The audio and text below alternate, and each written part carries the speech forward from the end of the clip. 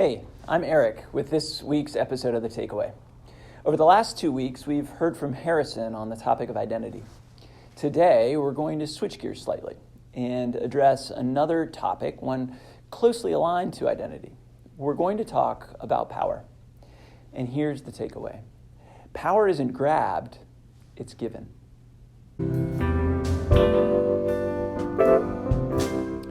I want to begin by asking you to think about some of the places power shows up in your life.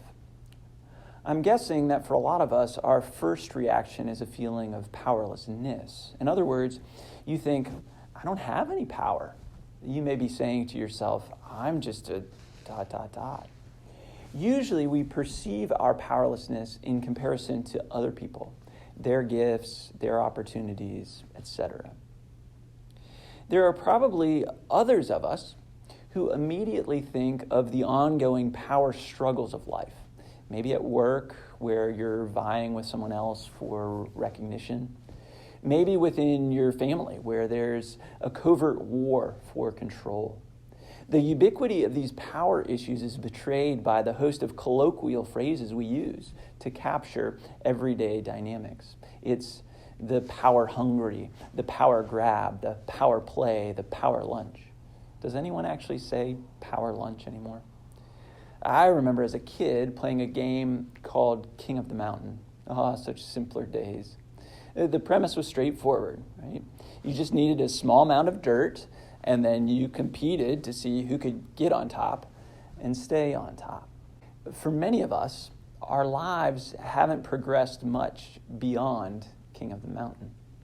We're trying to get on top and stay on top.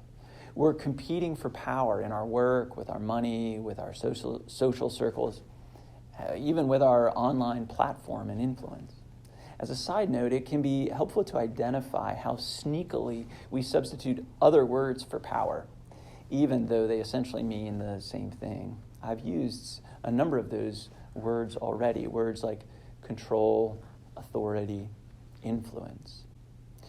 So here's the situation where some grab all the power and others give up and accept powerlessness as their fate. Power, thus conceived, is a zero-sum game.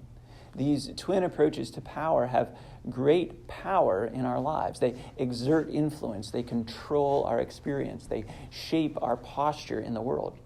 But what if I told you there was another way? A way that redeems power, a way that says that you and I, all of us, are meant for power. It's not King of the Mountain. It's that God designed all of us as co-rulers within creation.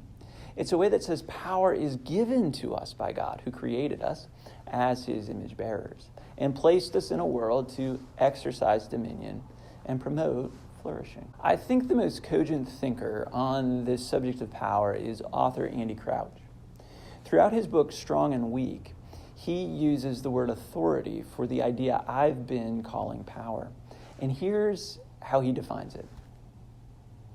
It's the capacity for meaningful action. Authority or power flows from our identity as God's image bearers. It's right there in Genesis 1, the opening chapter of the Bible, the beginning of the story that tells us who we are and how we're to make sense of our lives. Then God said, let us make humanity in our image, after our likeness. And God blessed them, and God said to them, be fruitful and multiply, and fill the earth and subdue it, and have dominion. That is power. You see, power isn't bad. We're made for it. But power is given, not grabbed. That helps us see that everyone else is made for power too. Now, what happened right after God gave power and agency to humanity? Well, it got all bent out of shape. The sorrow of the human story, our stories, is essentially the story of how we have misused and neglected power. Genesis 3 narrates the fall of Adam and Eve with striking resonance to our discussion around power. Eve, having been tricked by the devil, reaches out for the forbidden fruit, deceived into thinking that it will give her power. You will be like God. Her grasping for the fruit is a literal power grab. Meanwhile, Adam stands beside her silently, equally complicit, but abdicating power, failing to act, acquiescing to powerlessness as he responds to God, saying, "The woman made me do it." And we, sons and daughters of Adam that we are, in our present lives east of Eden, continue this pattern of power, either grabbing or giving up.